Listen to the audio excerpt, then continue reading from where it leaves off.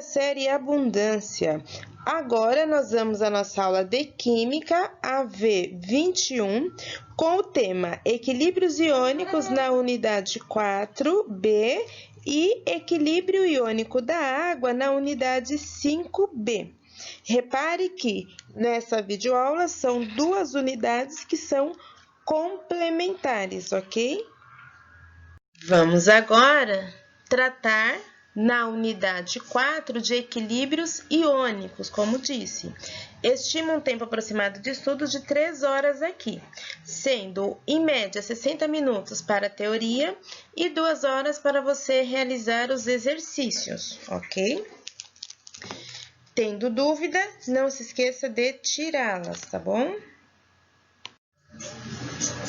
Igualmente, na unidade 5, um tempo aproximado de 3 horas também, pela quantidade de exercícios ser pequena. Então, em média, 60 minutos para que você realize os seus exercícios teóricos e 2 horas para que você faça os seus exercícios práticos. Não se esqueça de que todas as questões devem vir com as respostas e as justificativas, tá bom? Então, aqui está exposto os exercícios da unidade 4, da unidade 5, que você deverá fazer no caderno. Para me entregar, você vai fazer os exercícios da seção Estude Mais, que são os exercícios do 1 ao 5, da página 393 e 394, sempre com as justificativas para os seus cálculos, as suas respostas, tá bom? Não se esqueça de pôr todas as justificativas acompanhando o seu raciocínio e a sua resposta, tá bom? Veja que, quando nós falamos de equilíbrios iônicos, a primeira situação que você deve se recordar, né, dado que é uma revisão, ou ter em mente, é que nós estamos falando de reações reversíveis. O que é isso? É aquele tipo de reação em que ela caminha para ambos os lados. Ela caminha tanto da esquerda para a direita, quanto da direita para a esquerda, tá? E falando de iônicos, o que significa? Que forma íons. Quais são esses íons? Se estivermos tratando de ácido, o íon é o H+.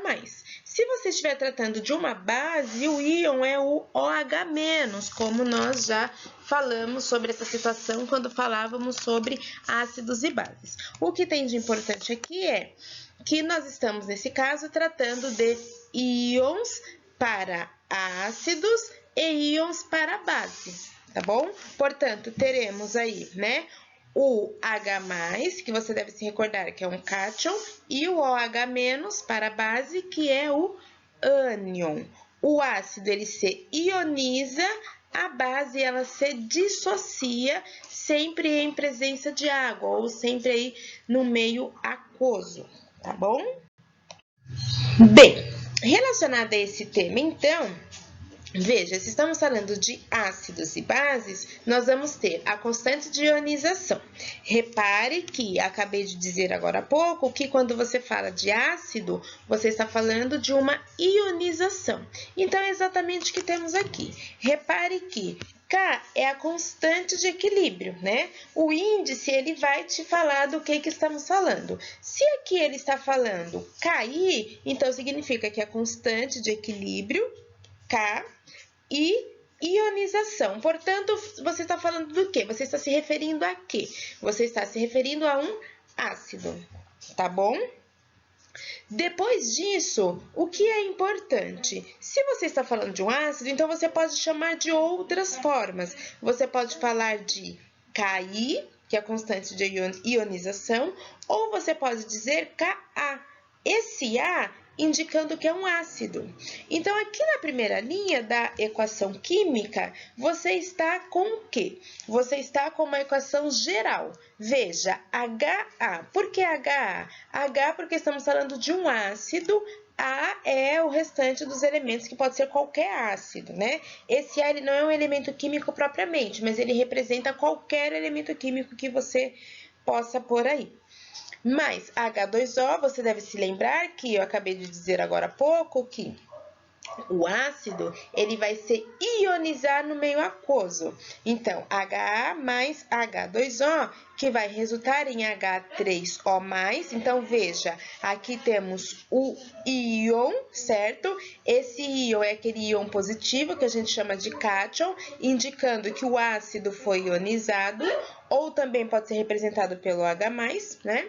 Mais A menos. Então, repare, esse HA, ele sofreu essa divisão. Cátion para um lado, ânion para o outro. Ou seja, positivo para um lado, negativo para o outro. O que você deve se recordar sobre a constante de ionização que você viu lá atrás? Você deve se recordar que a constante de ionização, né, qualquer que seja ela, você vai pôr as concentrações dos produtos, né, multiplicando aí uma pela outra, dividido pela concentração dos reagentes, também multiplicando uma pela outra. Então, é o que nós temos aqui, não muda. Repare que a informação não muda, nós vamos apenas mudar o foco. Então, aqui estamos falando de concentrações relacionadas ao ácido, tá?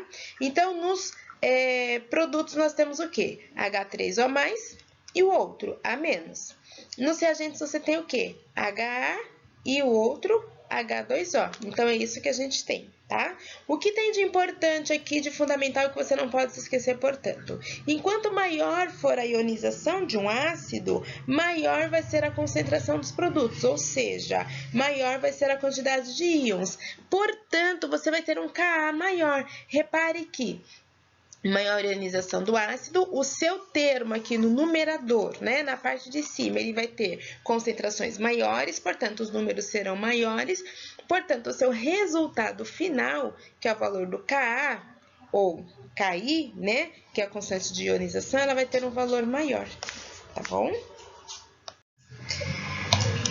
Agora, nós vamos estender o raciocínio anterior, quando falávamos sobre os ácidos, né? E, portanto, nós tínhamos a constante de ionização, Ki, para as bases. Lembre que nas bases, né, em presença de água, nós vamos ter o quê? Nós vamos ter a dissociação.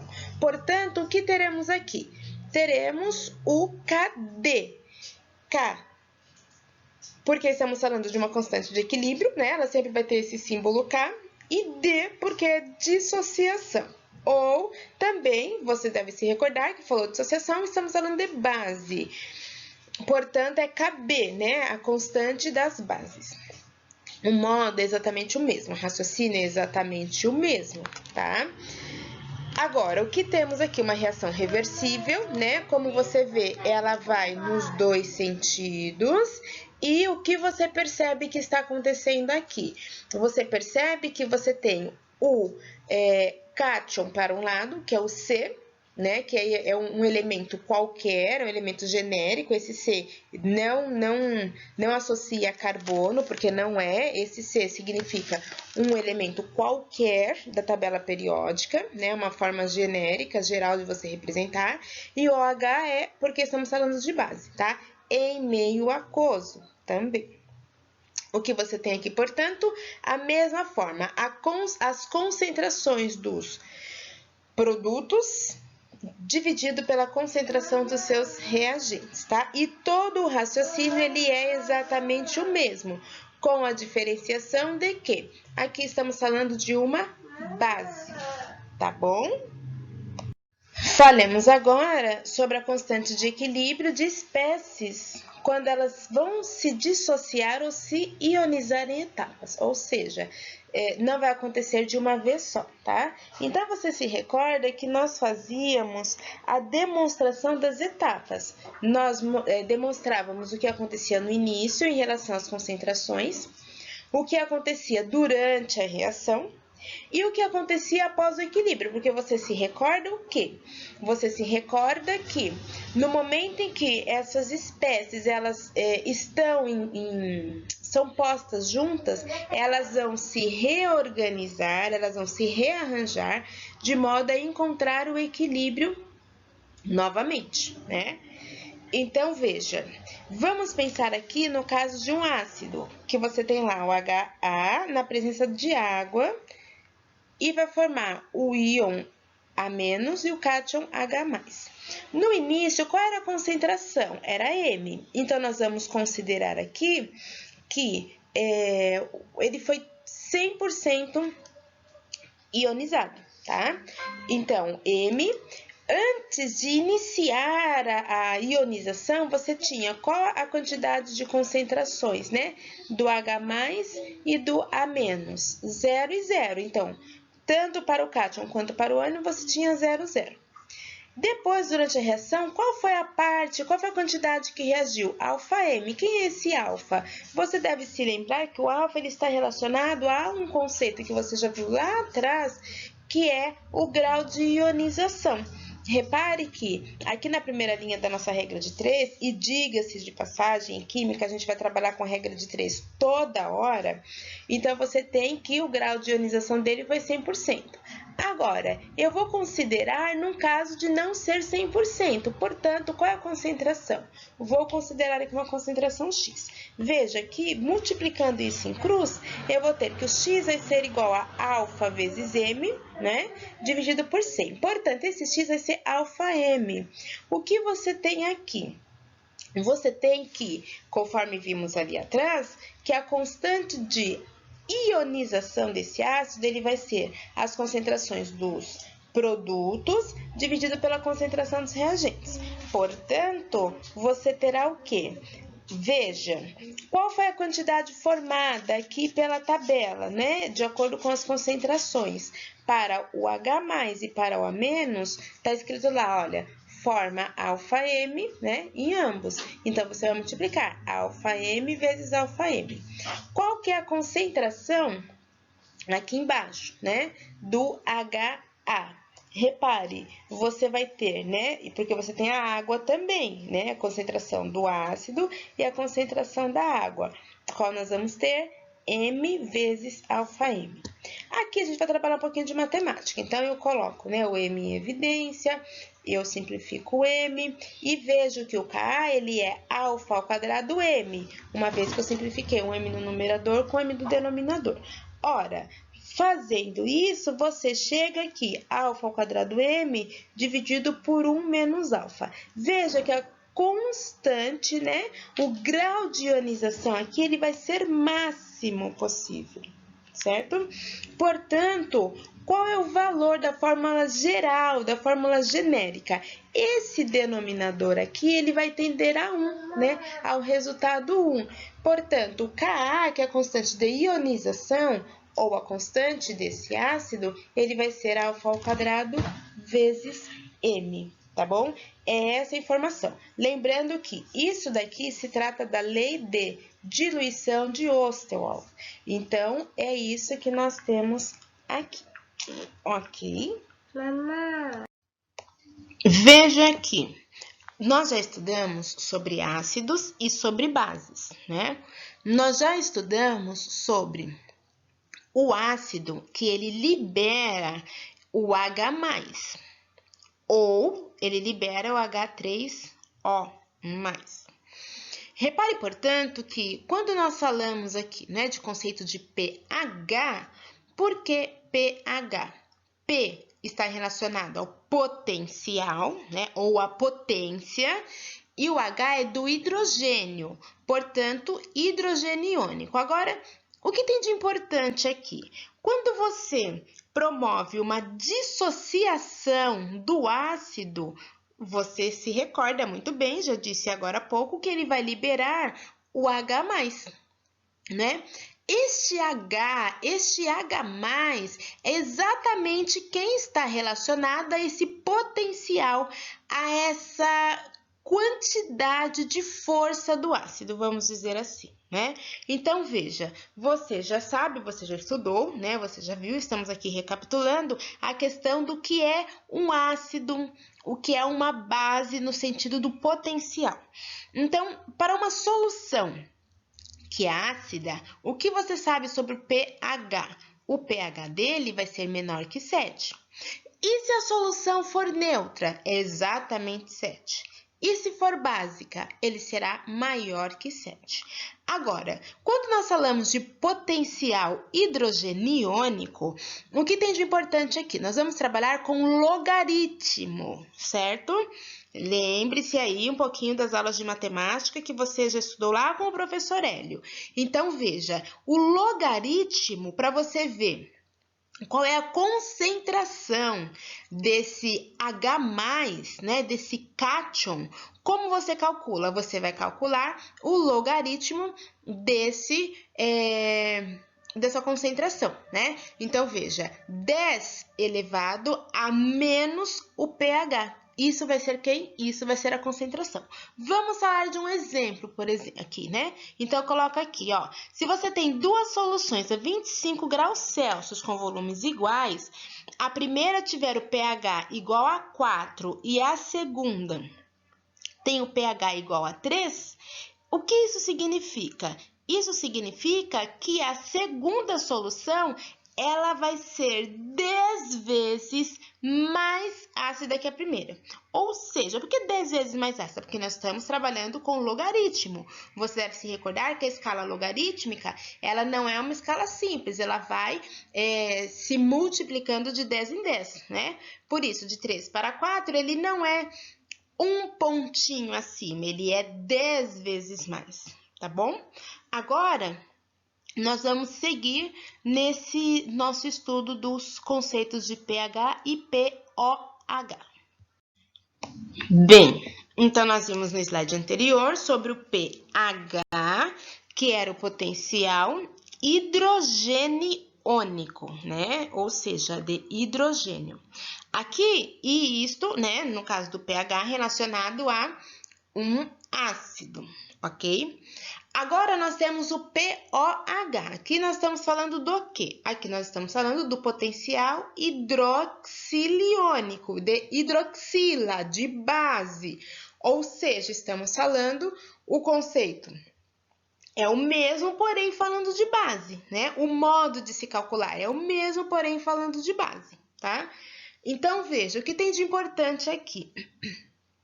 No caso, e já nós vamos ver algumas imagens, né, relacionadas a isso. Mas veja, os números eles vão variar do 0 ao 14, tá? Então, você tem um ácido, uma base, os números vão variar do 0 a 14.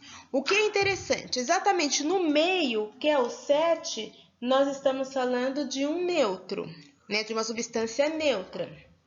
Agora, se nós estivermos o pOH maior que 7, como já vimos, é ácido. Menor que 7 é básico, ok? Aqui eu deixo apenas uma imagem para que você veja, né, situações do dia a dia, como é o pH dessas substâncias, tá? Então, veja, por exemplo, você se recorda que 7 é neutro, ok?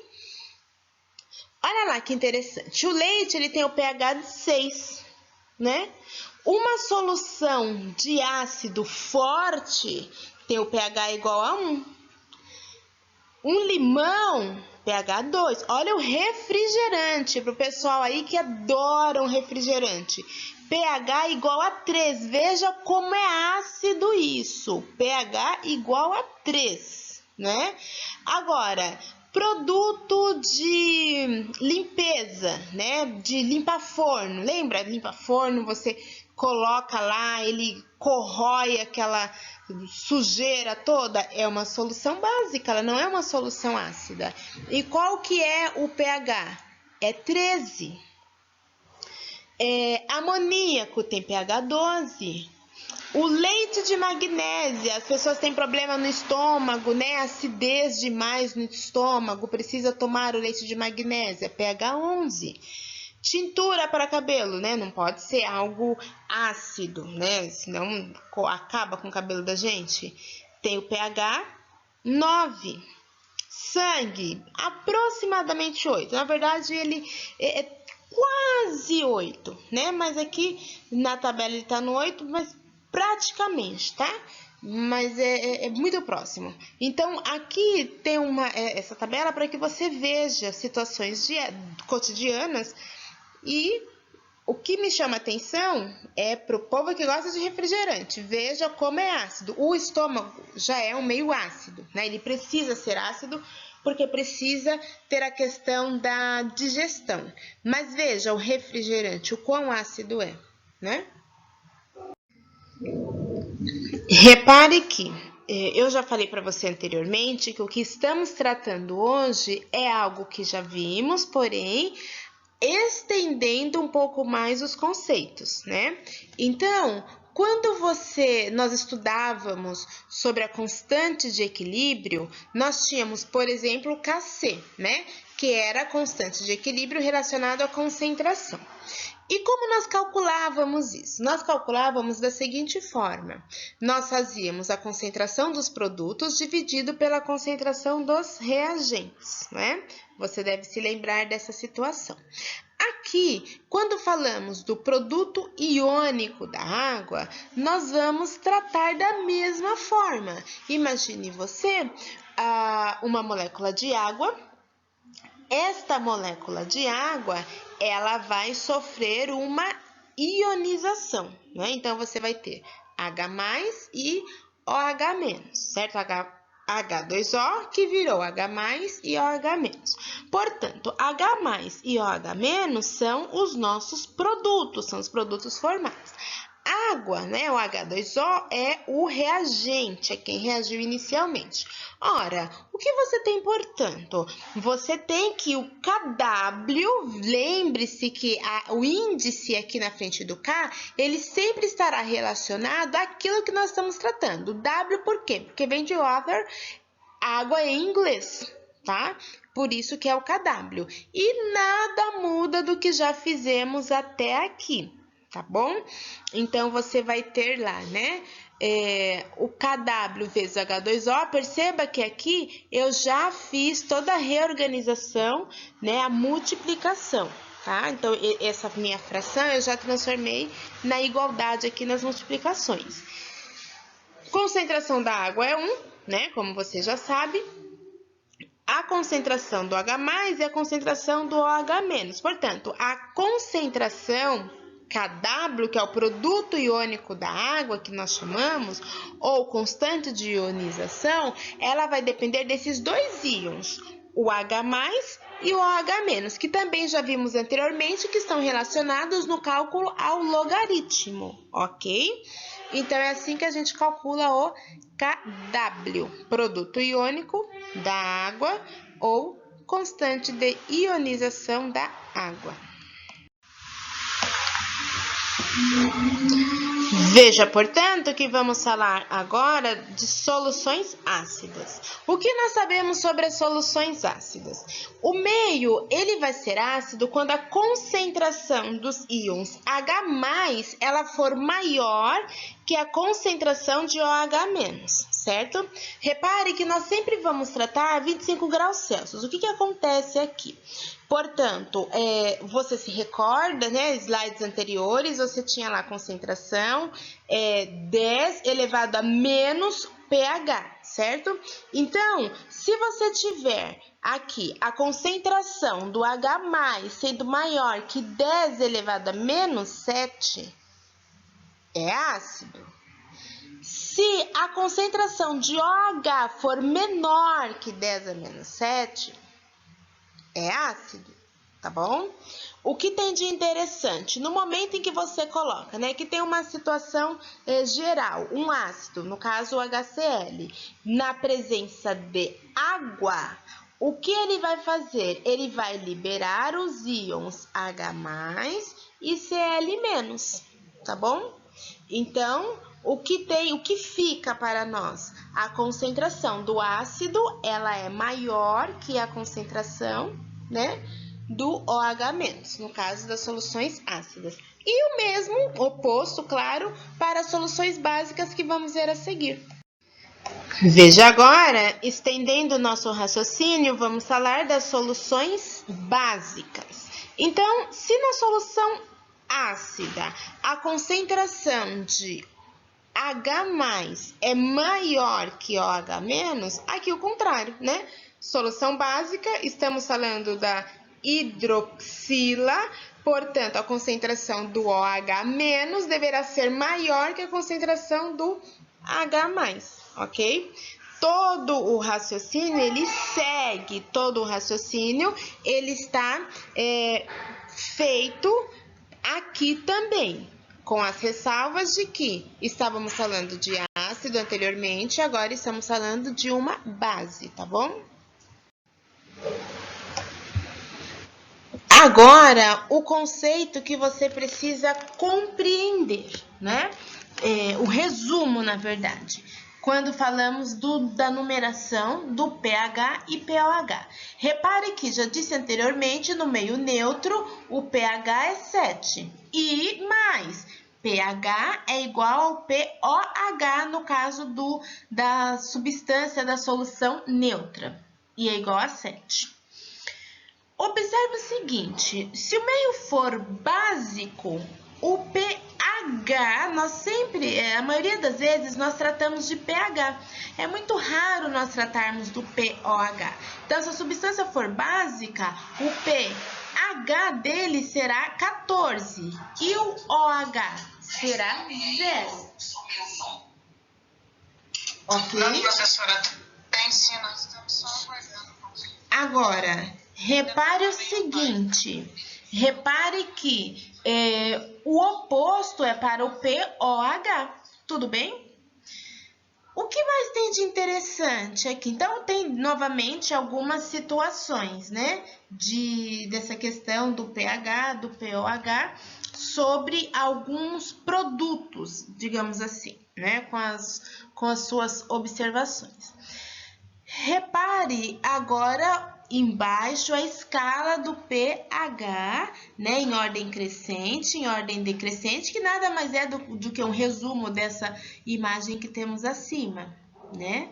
Então, aqui você tem soluções ácidas e olhe bem, repare bem nas cores, tá? Porque quando você utiliza, por exemplo, o indicador ácido-base, aqui temos as cores que vai mostrar nesse indicador ácido-base, tá bom?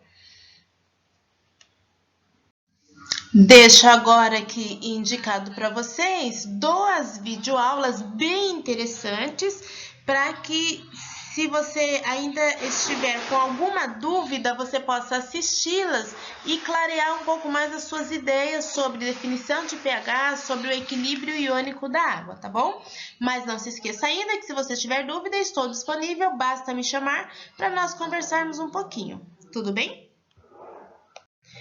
Deixo, portanto, o gabarito da unidade que estamos trabalhando e lembre-se, as questões marcadas com os 3 pontinhos são aquelas que você irá me entregar. Onde tem o tracinho, claro, você percebe na sua apostila que essa questão não existe, tá? Não se esqueça de tirar a sua dúvida, não se esqueça que onde houver as questões para entregar, tem que haver a pergunta e a resposta na folha que você vai me entregar lá no colégio. Tudo bem? Tendo dúvida, me chame, ok? IP 2020, um colégio com muito mais emoção. Tchau, tchau!